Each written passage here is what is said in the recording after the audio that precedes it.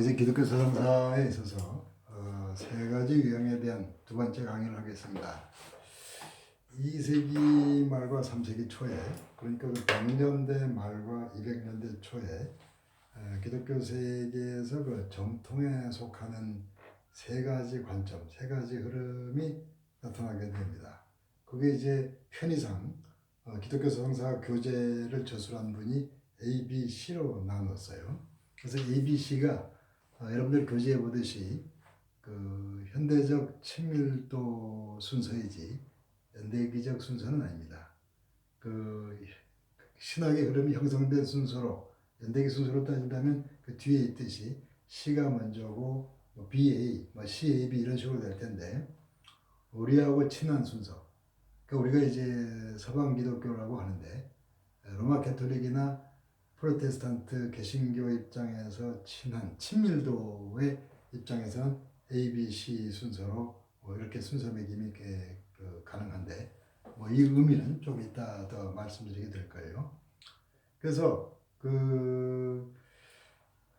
전체적이고 기본적인 관점, 역할, 그 사회의 의제라는 게 뭐냐면 그 사회가 어떤 이슈를 제기해 왔는지, 무엇을 요구해 왔는지. 예를 들어서 6.25 이후에 이 나라에 필요한 것은 그 6.25 이후에 많은 질병과 그 가난, 거기에서 신유라든가 물질 축복 같은 게 필요했겠죠.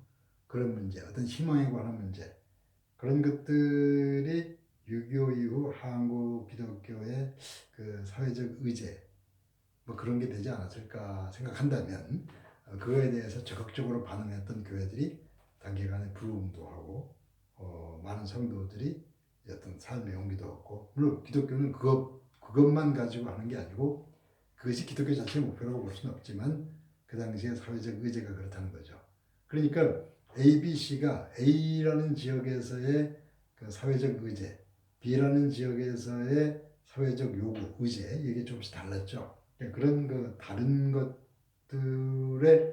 그 요구와 관련해서 기독교는 이런 식으로 응답이 되었고, 그런 맥락에서 조금씩 그 A, B, C는 서로 다른 듯한 기독교를 형성해 갔다고 볼 수가 있어요.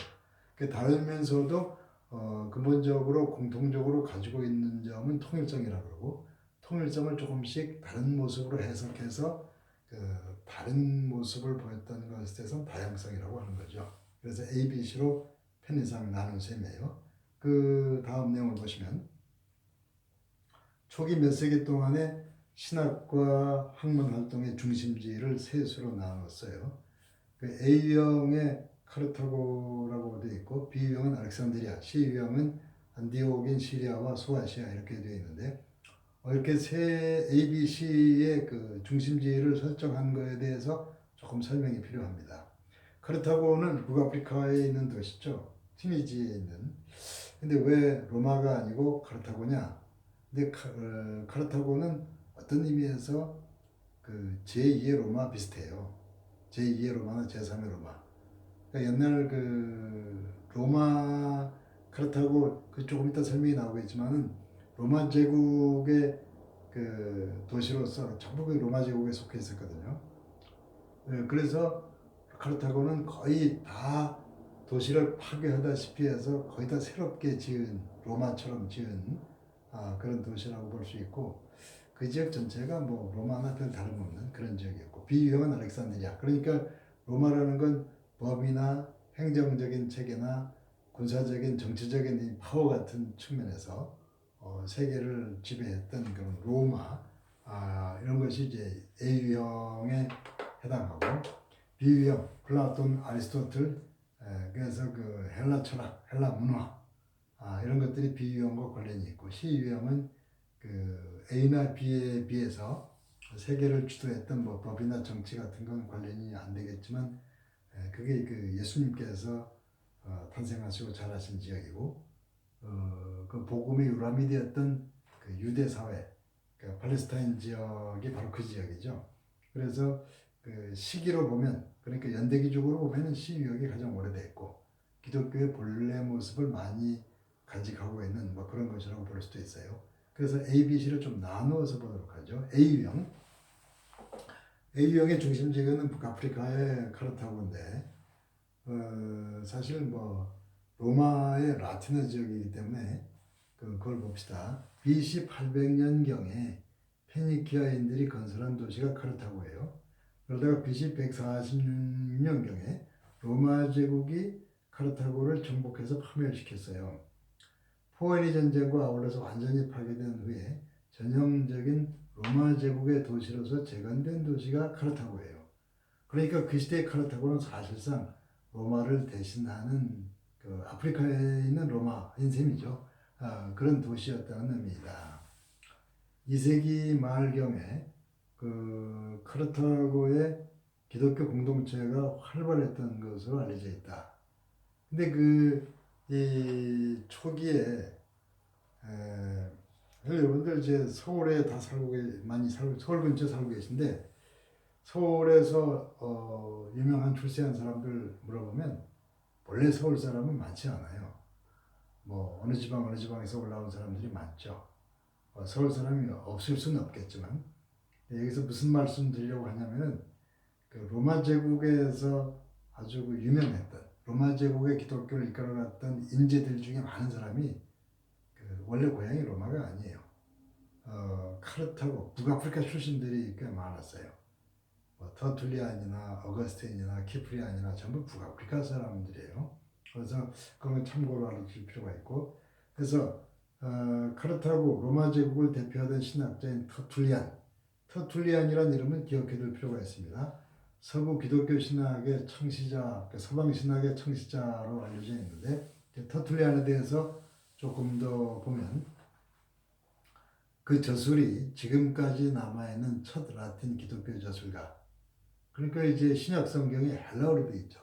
그 처음에 여러 가지 기독교적 저술은 헬라어로 되는 게 뭐 당연할 텐데, 근데 이제 라틴어로 첫 기독교 저술이 지금까지 남겨져 있는 것은 터툴리안의 저술이라는 얘기죠.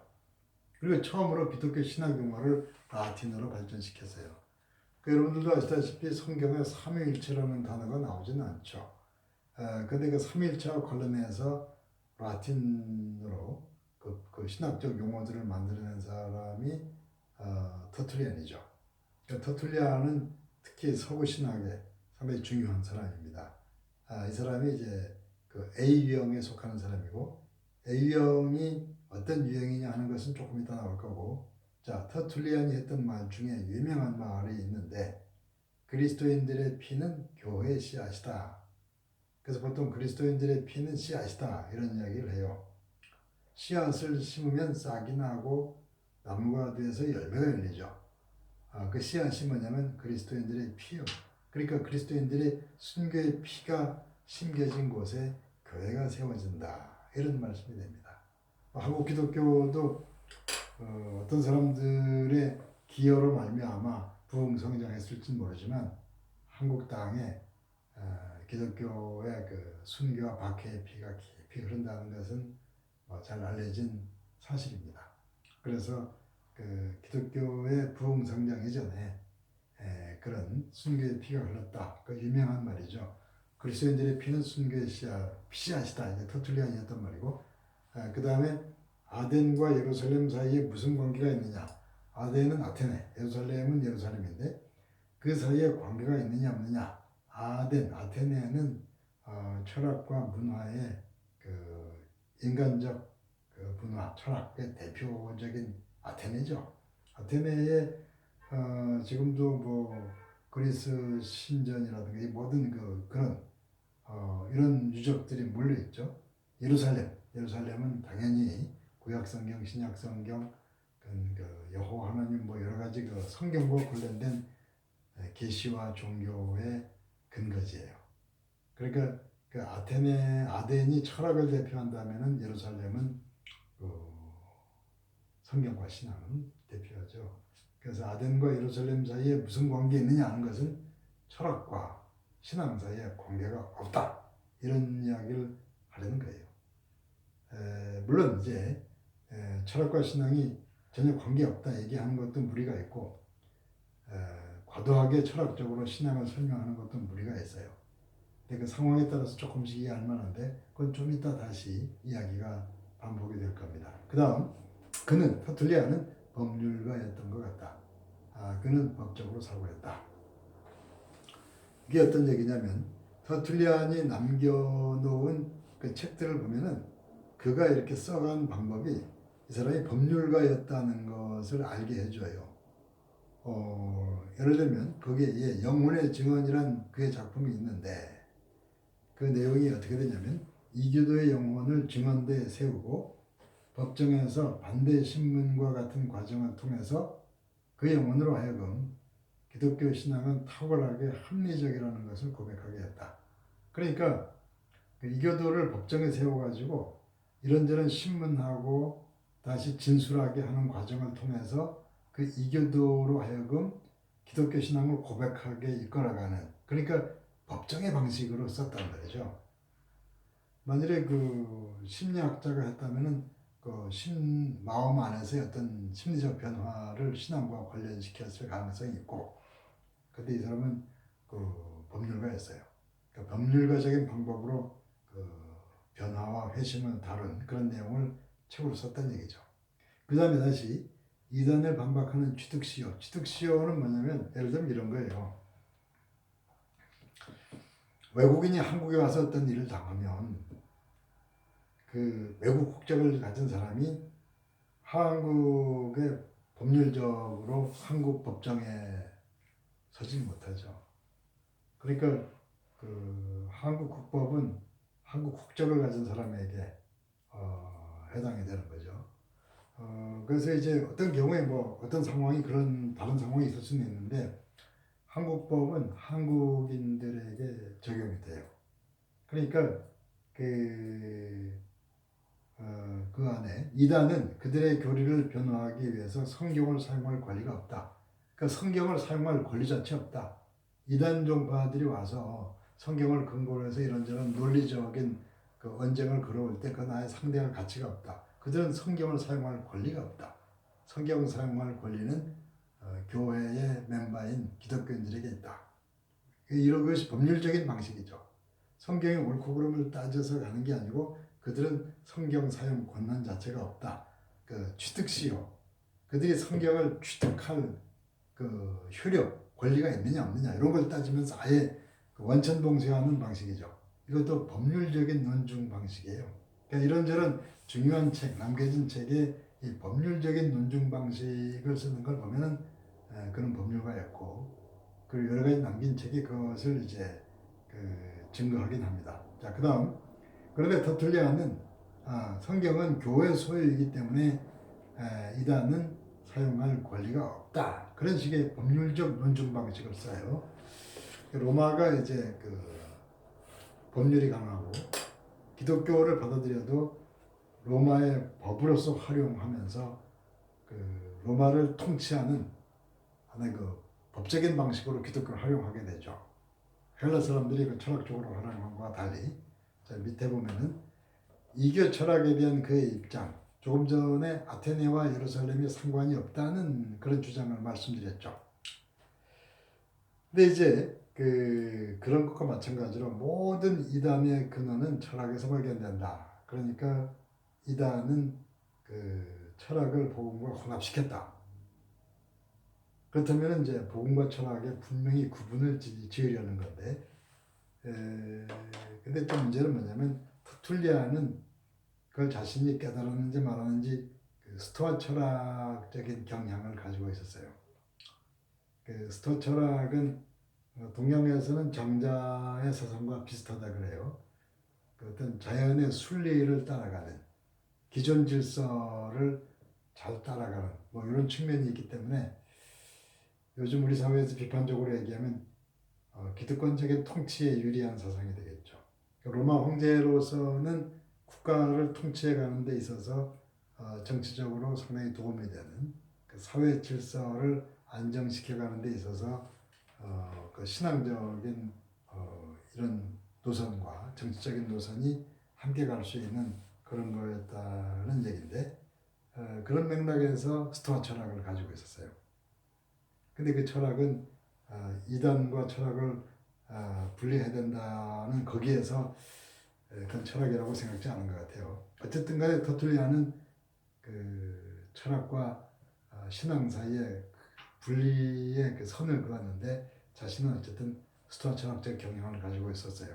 참고로 스토아라는 게 이제 뭐냐면 여러분들 큰 건물에 가면 그 복도 위에 이렇게 기둥을 쭉 세우는 그 복도가 있는데 그런 걸 스토아라고 불렀어요. 그 스토아라고 부른 게 왜 그걸 불렀냐면은 그 거기에 모여서 그 지혜로운 철학자들이 제자들을 가르쳤기 때문에 스토아에서 가르친 철학이다, 스토아 철학이다, 뭐 그렇게들 불렀는데 어쨌든 그 밑에 스토아주의 봅시다. 2세기에 소로마 제국에 확산된 철학이 스토아 철학인데 마르크스 아우렐리우스도 스토아주의 추종자였고 실용적이고 윤리적 관심, 로마의 실용적이고 법률적 전통의 흐름과 같았다. 그 사회를 이끌어가고 정치적으로 통치하는 데 실용적이고 윤리적인 그런 관심. 자, 로마 제국에서 대중화된 철학이었다. 스토아 철학, 지혜의 궁극적 목적은 우주의 법칙을 발견해서 그에 따라 사는 것이다. 좀 그 우주의 순리, 자연의 순리, 세상의 순리 이런 걸 중시했기 때문에 이끌어가는 정치인들에게는 권력자들에게는 긍정적인 그런 철학이 되겠죠. 스토아 철학자가 되는 것과 로마의 통치자가 되는 것은 양립 가능했다. 사실 우리가 어떤 권력을 지닌 자가 기독교 신앙을 동시에 가지는 게 상당히 갈등스러울 때가 있죠. 그런데 이 스토아 철학식으로 성경과 신앙을 해석한다면 어떤 정치 권력자가 이렇게 다스려 나가는 측면에서 신앙을 같이 해석하기 때문에 좀 편리해질 거예요. 그 보편적인 자연법의 맥락, 자연법이라는 것은 자연의 흐름을 법처럼 생각하려는 거기 때문에 세상의 순리 이런 걸 진리 비슷하게 생각하게 되겠죠. 보편적인 자연법의 맥락에서 로마의 법과 스토아 철학은 맥을 같이 했다. 그런 맥락에서 또 기독교 신앙을 만나게 되면 기독교 신앙도 로마의 법처럼 그 어떤 세상의 순리처럼 이렇게 가는 쪽에서 조금 왜곡까지는 아니더라도 편의상 이렇게 활용이 될 가능성이 있겠죠. 좀 크게 지나치면 왜곡이 될 수도 있겠고. 좀 밑에 가서 터툴리안의 기본적인 신학적 관심은 특징지을 하나의 단어를 말한다면 그건 법이다. 그러니까 법적으로 해석을 하는 거예요. 그 신앙과 법은 좀 다르긴 다른 거죠. 예를 들면은 그 결혼을 한다고 할 때 결혼을 법적으로 해석하는 차원이 있죠. 일단은 뭐 결혼하면 호적에 법적으로 등록이 되고 어떤 문제가 있을 때 국가에서도 이제 법적으로 부부로 취급하고 이러는데 그런 게 필요하죠, 당연히. 근데 실제 법으로만 돼 있고 내용상 그 부부가 아닌 사람도 많죠. 정말로 중요한 것은 내적인 믿음, 소망, 사랑 가운데 부부가 되는 거죠. 근데 그것이 전제가 되지 않고 오히려 그 법이 강조될 때 그 사회는 참 그 한심한 사회가 될 건데 그런 의미에서 로마가 주로 법적인 차원에서 신앙을 해석했다고 본다면 믿음, 소망, 사랑의 그 본질적인 내용은 사실은 그걸 이제 그좀 놓칠 가능성이 있는 거죠. 그렇기 때문에 법적인 해석이 틀린다고 볼 수는 없지만은 문제는 역시 있는 거예요. 그렇지만 그 사회는 로마 사회는 주로 법적인 해석을 필요로 했고 그랬기 때문에 그 로마 제국의 그 세계의 어떤 통치와 관련해서 법적인 로마 제국의 질서와 관련해서 그 기독교 신앙이 그 신학이 쓰임 받는 동안에 기독교는 좀 다른 방향으로 세속화되거나 왜곡될 가능성이 있었던 것이죠.